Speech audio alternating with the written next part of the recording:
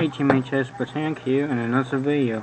I was planning on making this too, but I decided to make another one.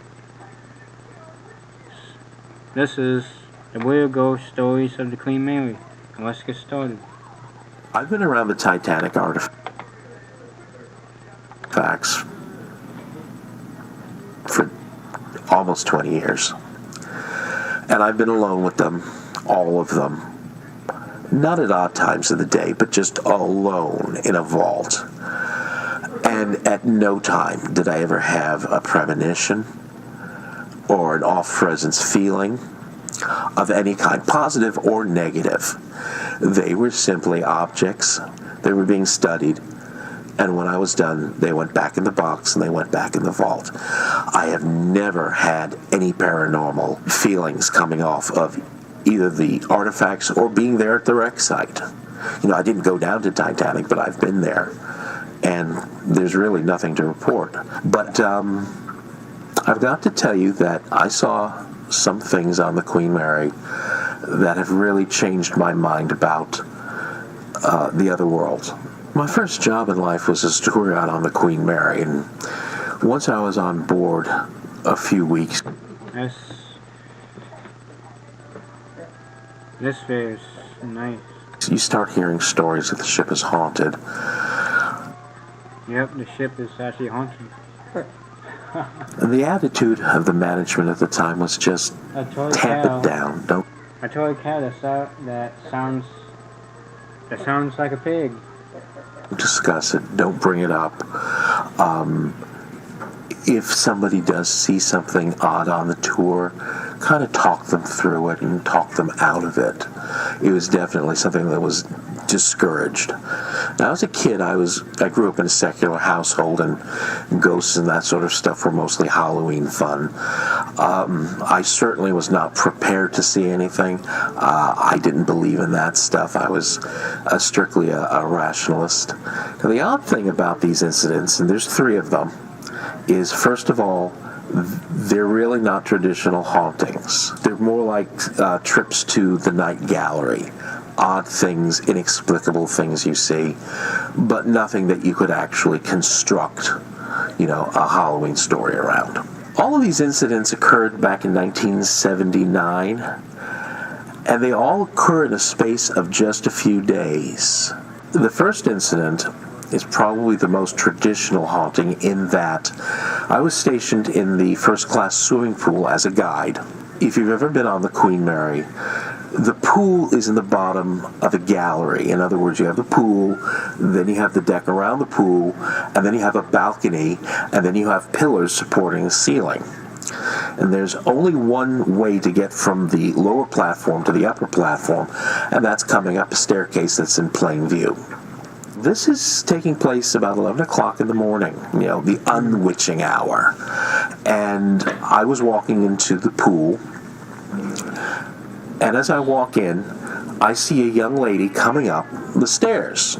She's a little early for being a tourist, but not too early to be impossible. And I look down the length of the staircase. That's kind of creepy. And she's coming up.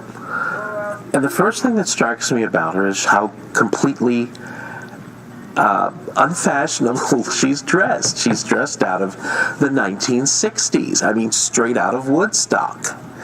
That's awesome. Young woman. She's about 22. She's got long blonde hair. It comes right down to her waist.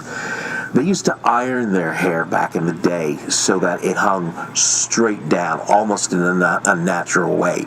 She had that look. She also was wearing very dark tortoise rim sunglasses, so I never saw. That's kind of awesome, but creepy at the same time. Her eyes. She was also wearing an orange vest that ended in a turtleneck. It was a burnt orange that was real popular in the late 60s. By the 70s, it would have been 10 years past the expiration date. You wouldn't look like a fool being dressed like that, but really that style had moved past, and we were deep in the disco era. Now, I didn't see this woman out of the corner of my... I think my grandpa was alive then in the 1960s. I'm not sure. But if you saw someone that tall and that you probably won't like it. I saw her face to face, and I actually looked at her as she was coming up the staircase. Well, what I did was I crossed the staircase, and then my vision was interrupted by a pillar. The pillar's about 3 feet wide. I got to the other side of the pillar. I lean over the balcony to greet her and ask if she has any questions about the first-class swimming pool, and this woman is gone. She can't. That's totally creepy. I'll let you walk on the Queen Mary. Have passed me, and she could not have turned around and run to reach the entrance, because the entrance is about 50 feet away from where she was standing.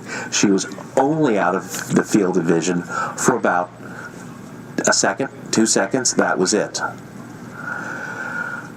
Now, I never actually got creeped out. There was no feeling of being threatened or anything. But I definitely got the impression I had seen an apparition.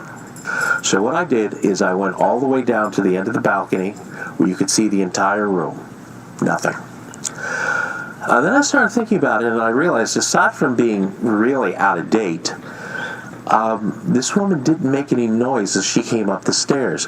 The stairs on the Queen Mary are ceramic tile, and at the time, most of them were loose. So that whenever you came up, there was this clatter of tiles and shoes and all that nonsense.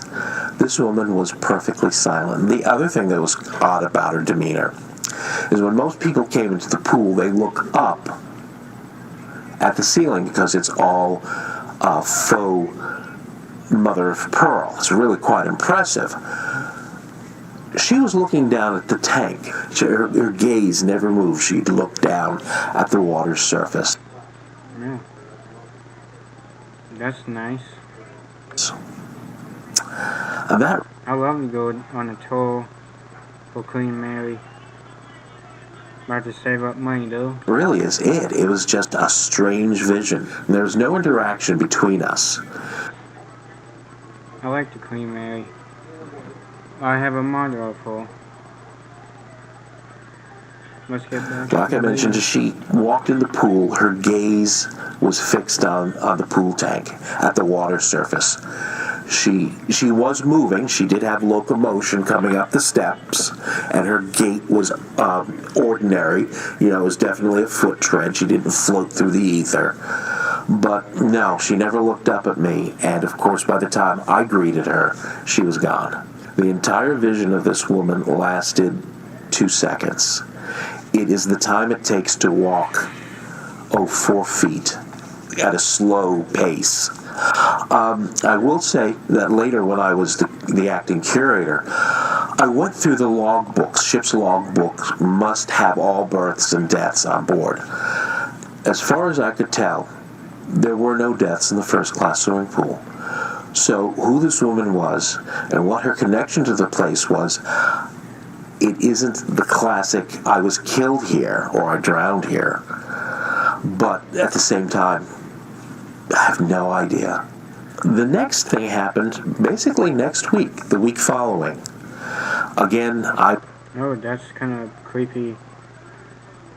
If you saw a woman in the first class, and then a week later something happens again, and you see it's another apparition. I was assigned to the bow, and in order to I like how the Queen Mary's bow looks like. It's very awesome. get there, you have to walk through the pool. This was early in the morning again. This was before the tour opened. So I walked into the pool by myself, nobody there. And if you're familiar with the layout of the Queen Mary's pool, the balcony has a bulge at the after end of it. And maintenance had gone ahead and installed flood lamps, probably so the room could be cleaned. And that entailed drilling into vintage ceramic tiles, and I'm kind of alarmed how badly did they damage the tile. So I hopped the barriers, and now I'm actually standing at the lip of the pool. Well, because there's a bulge in the balcony, the lip of the pool is here, And what I need to see is about 18 inches over the pool, over the water. You know, I was young and agile at the time, and to lean out 18 inches was, not a challenge. And by the way, it was the shallow end of the pool, so I couldn't really get into any major trouble if I fell in. And I look up at the lights, and then I simply lean over, and I lean, and I lean, and I lean. And all of a sudden, I get something grabbed me by the shoulder. And it meant business.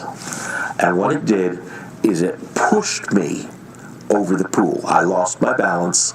I'm now just on one foot. And then, as soon as I reached maximum, I was pulled back. That's kind of creepy. An apparition tried to throw you in the pool, and all of a sudden it tries to bring you back. I wasn't hurt. I didn't fall in. I'll tell you, as a matter of fact, I was afraid, not that I was being touched by something, but I was trying to think of now, well, how am I going to explain being sopping wet with this uniform? I'm going to have to admit to being somewhere I shouldn't. Pulled me back, and in essence, that is the end of the story. Now, for the next hour or two, I had red marks on both sides of my shoulder where I was contacted.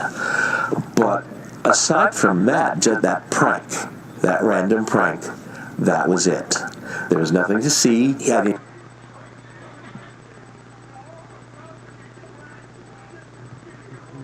hear anything, and my hackles didn't go up. I didn't get a sense of dread or foreboding or malevolence. It was just an incident, and it was over. I went upstairs and I did my job. The last incident was maybe about a week or two after that.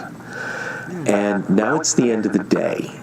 At sunset, we're getting ready to close the tour down and all go home. And I was standing up on the bow, and the tourists are getting very sparse. They're coming through every 15 minutes or so there's just a lot of time standing there and admiring things. It is California, and it's summer, so we're lightly dressed. And I'm just basically looking back at the superstructure and the funnels and so. That looks awesome. Why don't you go on the bow and take a picture of that? With the funnel in the background and the horn on the funnel. That's awesome. Let's see what happens. Just zoning out and not thinking about anything in particular. And then something happens. And it's very difficult to describe because it happens in a moment. As fast as you can clap your hands, it's gone. What happened was, as I was standing there looking aft, suddenly I was standing in that spot, but it's 1966. It's the end of the ship's life, and I can feel and see in a non-specific way. The crewmen were in New York. It's the middle of winter. I am freezing because I'm misdressed for the weather. There's snow on the deck, and the crew is getting ready to cast off. We're heading back to England. And I can feel this depression. They've retired the Mary, they're going to retire the Elizabeth, and there's only one ship coming online. And that means guaranteed at least 50% of the crew is losing its job in a matter of months. What are they going to do? That was the ambient feeling I picked up. At the same time, I was seeing. That's kind of sad. Seeing the depression of the Queen Mary when she retired. I heard people was sad about Queen Mary retiring because that was her favorite ship. Queen Mary made the Canal Line money. She was a flagship, and Queen Elizabeth was their flagship too. But they was getting old. Like people say, whenever a ship gets old and you can't really repair it or fix it, it's time for the ship to retire. If you don't have much money to repair it, to repair the ship and make it like brand new, so people like it. Well, they shouldn't retire her, but she's in Long Beach, California. People, that's good for her. But either way, if Queen Mary didn't have repairs on her, everyone still liked her. This. I was up in the wheelhouse in the chart room, and I was looking over one of the ship's officers, and I remember he was standing at a chart table and had the chart out and a pencil and paper, and he was figuring something out. I don't know what it was. It was over like that. And at the same time, I'm down in the bakery, and I remember seeing I love the beat.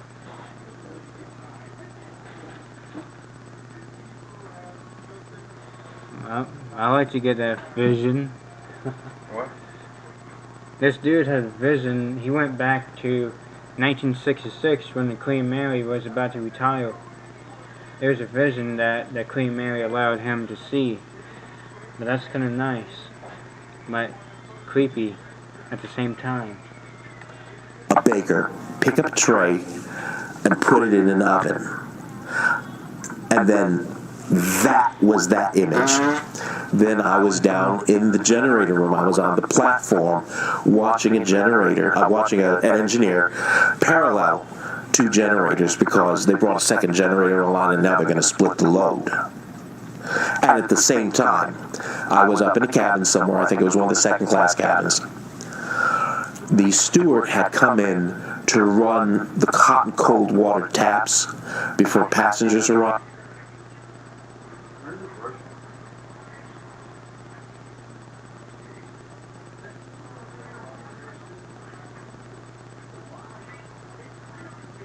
You hear that, Alexa?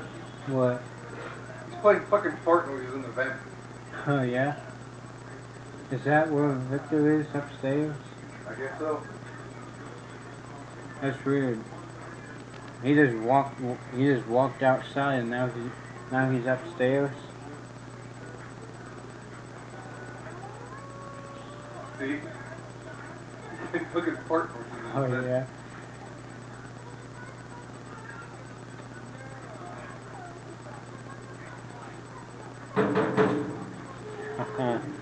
Hello! Hello!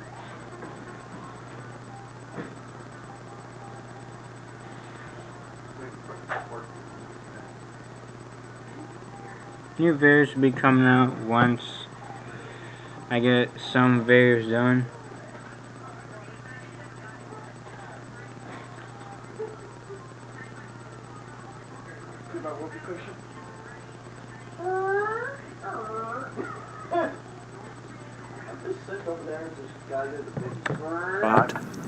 Because if the cabin hasn't been used in a while, there's a tendency for rust to collect, and it will bleed rusty water for about 10 seconds. You never want to see a passenger see that. So the stewards had instructions to go ahead and do that. And I saw that, and bang, that was done. And in a moment, all these visions, which occurred simultaneously, no sound, there's no verbiage, there's also really no motion. It's like looking at a series of still pictures. It was gone. It was absolutely gone. And 10 seconds later, up comes the last set of tourists, and I give my spiel as usual, and then 5 minutes later my supervisor arrives and I go home. This is literally the only ghost stories from my life. I've never had anything else. I want to let you know, when I worked in management, I was on board the ship all the time. I slept on board many times. I was in a lot of areas that are traditionally supposed to be haunted. I never saw anything funny down in the shaft alley. I never saw anything funny anywhere else. This was it, and at the end of that third apparition, there's never been anything else. Watertight door 13 in the stern, when I say someone got caught. Yeah. Isn't that not even originally 13? No, it is. That is the correct numbering for the time of the accident. And it was a real accident. The man's name was John Petter. He, as I remember, these are old memories, as I remember, he was recently signed up to the ship. And they were closing the watertight doors as a matter of routine. And those doors have a bell that rings in advance before the door moves. I don't remember what it is, but I remember it being generous. It's like 30 seconds or a minute. And Petter, for whatever reason, and we'll never know why, decided that he was going to chicken the door and jump through it. And the door caught. You can't jump through a moving door. Right. Definitely a ship's door because they close very fast. Oh, holy shit. That's what John mistaked doing that. And now he's... Sorry, there's a bug there. Now John haunts the bulkhead number 13.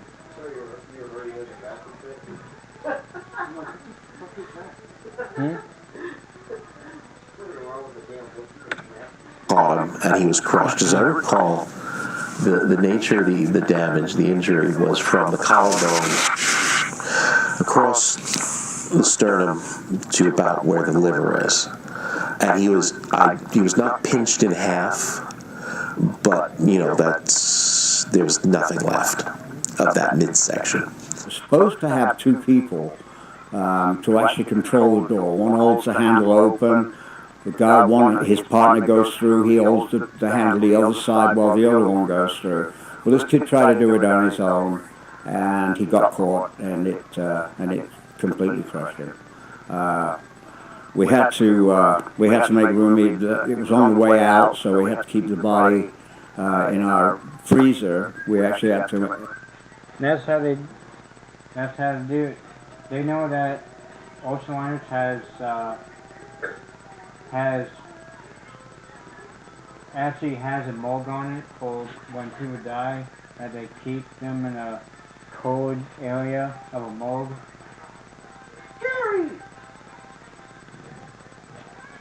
Now that's kind of creepy. Having a nice cruise on an ocean liner or a cruise ship, knowing that there's a morgue on it. You never know if they're gonna haunt the ship or not. Empty out a fruit locker freezer and put the body in there. Now, I've been down there several times. I have never seen anything go on that's weird there. The Queen Mary has really taken on the identity of one of the most haunted places in the United States, if not the world. Perhaps it's... I want to check. We can keep going. The fact that it's an old ship. It's a relic of an era that is completely gone. There are no more ocean liners. That allure of the past. Queen Mary 2 and Queen Elizabeth 2 was the ocean liner. Queen Elizabeth 2 is still ocean liner. past in her huge, long history. Just like any famous old hotel that was once dilapidated, perhaps, that's in a major city. You know, it has a history of violence or death or anything, or traumatic events. You know, they generate some sort of stories throughout its career. Death on ships is very common. In fact, every cruise ship there is has actually body storage facilities. Hate to say it, but a lot of people who are in their retirement come on board those ships. They drink excessively. They have a very exciting few days, and it does sometimes take its toll. On these old ships, they had similar situations. Death was common, as was birth on these ships, and the old ones were still dangerous places too. Yeah, it wasn't safe always to travel across the ocean back in the 30s, 40s, and even the 50s, especially not the 40s. But yes, yeah. In the 40s, of course, we had a little thing I like to call the Second World War. It was a little thing, yeah. Yeah, and I mean, it was carrying troops on board the Queen Mary, and some of them were killed. They had wounded on board. And She had a couple of accidents, too, during World War II that resulted in major losses of life. So the Queen Mary certainly has the colorful history you would expect with any sort of haunted house. So we've each been on board the Queen Mary a few times, but this last time had 3 incidents. They were 3 for me, and you have...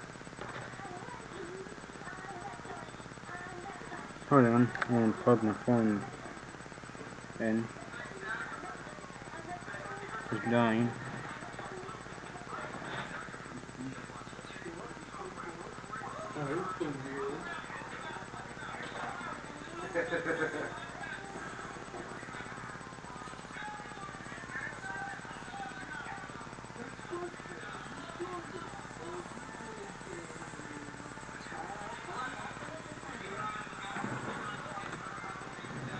Alright. Had one. Maybe. Well, it was a shared one together. Maybe. All right. He's still skeptical. Yeah. I enjoy a good story. It's a story, indeed. It is a good story, But maybe. We'll see. Jury's still out. Chronologically speaking, though, my first 2 incidents happened earlier. One of which was, I think, the second night I was on board the ship on my most recent visit, which was a few months ago, maybe back in February or March. And in my room, in my cabin, which was one of the old period rooms, I heard music. This was late at night. They wouldn't have had music playing out in the hallways because people were trying to sleep, and everyone knows those walls are really thin. But it was music. It was old-fashioned 40s music, and I could actually identify the musician. It was Glenn Miller. It's one of the most common musicians of the era, but still, it was Glenn Miller. It sounded like In the Mood, which is, again, one of the most popular songs from the era. I'm down with it. So I was listening around the room. I was trying to listen up against the walls, see if it was maybe the neighbors playing it, or maybe it was coming from above or below, and I was listening into the vents, and the only place I could actually hear it was the center of the room. And I was not the only one who witnessed this either. This music lasted for at least a minute or 2. Or potentially as long as the song. It's not that long of a song, so I don't know. And it just kind of faded out. But it was 40s music. That's awesome. Now, I was listening to 40s music earlier on my iPod, so I don't know. Maybe it was my imagination. Maybe someone was playing it and I just couldn't pinpoint the source. The following night, Emma and I were out exploring the ship at about 12:30, and no one else was really about. We were wandering, and we went down to our deck, which is the lowest level of the main staircase, and this is the level where the dining room is, behind the stairs, and where it comes out into the swimming pool, which is locked off, but you can go up to the doorway. It's dark in there, you can't really see much, but you can look through the glass. And we were looking in, we were trying to peek through. And as we were doing this, we heard a footstep coming down the stairs behind us. And it was a high heel on linoleum. It was so distinct and clear that we just kind of turned around, expecting to see someone else coming down the stairs, but no one was there. And there was only one footstep. And it took a few seconds for it to actually dawn on us. The stairs are carpeted, but they were linoleum at the time of the Queen Mary's career. So again, that as an isolated incident might not have been much, but following the previous night where we heard music, it was starting to get a little weird. I was asleep. Yes, you were. You were asleep. I invited you to come out because we had work to do. My next video is about why do I love the Queen Mary. That'll be my next video. And it's almost Titanic's anniversary, so I'm going to do an anniversary video of the Titanic on the anniversary. Alright, let's get back to the video. But You weren't going to do any work. I recorded sound effects. Uh-huh.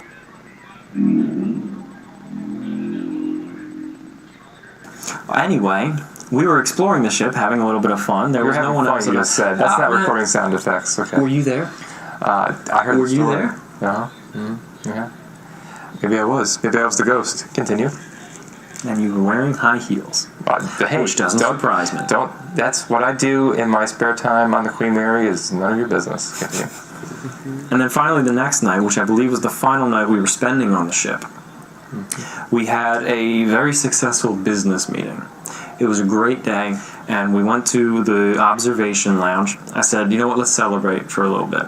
Let's go back to my room, and we'll have a bottle of wine. We'll talk about the meeting today, and we'll talk about our plans from here. And that was the plan. So I brought a bottle of wine, and I got 3 glasses from the lounge, and we brought them back to my cabin. And we sit down. I open the bottle, and I'm starting to pour the glasses. None of us have taken a sip yet. I'm making that very clear. None of us have taken a sip yet.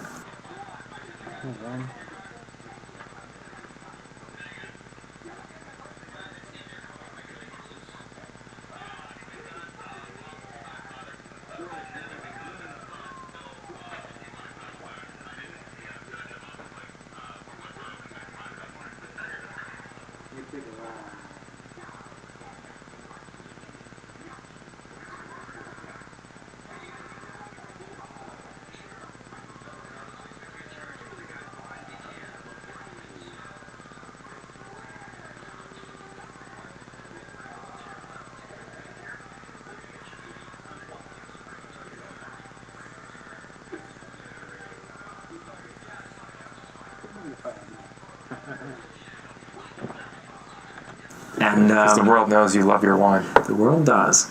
So the cabin is oriented where there's the side of the ship, the hull, and there's the bed, and then there's the bathroom. Down a corridor. Down a corridor. And my back is to the bathroom, facing the hull of the ship, and it's Emma to my left and Matt to my right, and I'm pouring the bottle. And earlier in the day, at like 7 in the morning, the cleaning lady came to the door and was knocking and said, do you want me to do the room up? And this was a very odd hour for them to have come. I think you're just talking about her before this happened. Yeah, I was just talking about how the cleaning lady came at such an odd hour this morning. And you're also playing music again. I was playing music. So we thought we were being loud. I was playing creepy 30s music. Yeah, so we thought we were being too loud and that we were about to get in trouble. So the doorknob rattles very aggressively, and I'm thinking it's the cleaning lady again. What is she doing? It's 10 o'clock at night. And I thought it was security trying to like come in and be like, turn down that music. Yeah, that too. But Emma looked in the direction of the door, and she distinctly saw it was the door handle to the bathroom, and then it swung open. Now that door. Oh, that's creepy. Doesn't fall open or anything like that. It did not have a tendency to do that. And even if it did, why would it rattle so much before it does? I'm not happy about this at all. So I'm gonna go back to my modernized stateroom now. Can we come back with you? The door to our bathroom was closed. The scariest thing is I heard the doorknob turn. That was the doorknob turning. The doorknob turned. And then it opened. That is so unnerving.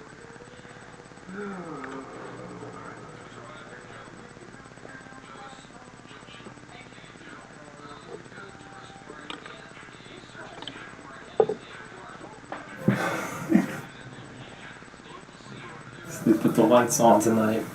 Now it's 12:06, and we were sitting here in my cabin, B447, on the Queen Mary.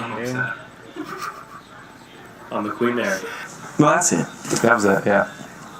The ship settled, made noise, opened the door. Mm-hmm. The end. The wind Got came drunk. in and gripped the doorknob. There's a lot of dust, or dust orbs, you know. Mm-hmm. There's got to be a logical explanation for this. Yep. Mm-hmm.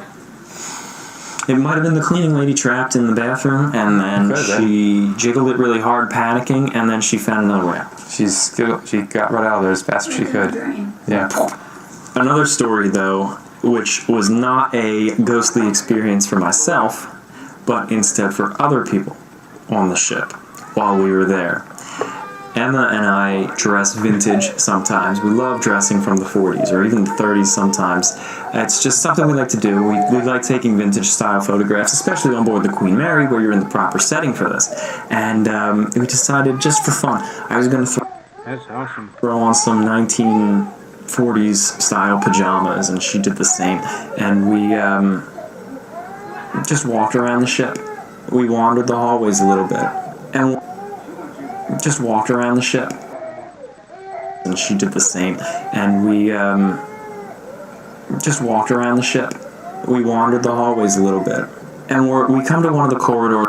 I like to wander around Queen Mary. Where you can see a decent length of the ship, not the whole length, but at least a few hundred feet. And then we're standing there looking down that way. And then a group of teenagers or something come out from a side corridor about 100 feet down, and they're looking at us. And they freeze. And they're like, oh my gosh. And they're terrified. And then they start walking away across the ship. Now you can go to the other side of the ship, and there's another corridor, identical but mirrored. And we stood there until they disappeared, and then we ran to the opposite side of the ship. And now we were here on the other side of the ship in the other corridor, and then we stood there and we stopped, and we were able to freeze before they got across to this corridor, and then they came there and they saw us again. And they freaked out and ran so fast in the opposite direction. It was great. And we actually... That's funny. You dress up in old-fashioned and scared teenagers. Managed to jump away before any of them peeked back. So if they did peek back, we were gone. So I'm sure they are telling that story to other people, and it's just adding to the legacy of how haunted the Queen Mary is. And maybe they've watched this video, and now they have closure. It went insane.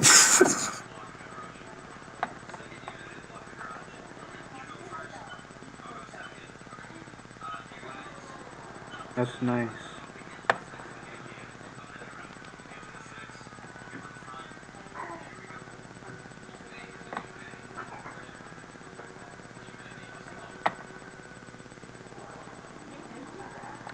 Queen Mary 2 right here.